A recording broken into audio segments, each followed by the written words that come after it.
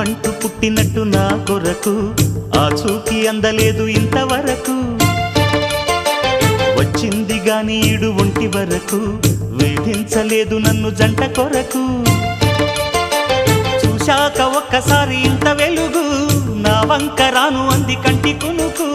ఈ అల్లరి గారడి నీ లీల అనుకోనా నీ పేరు ప్రేమ అవునా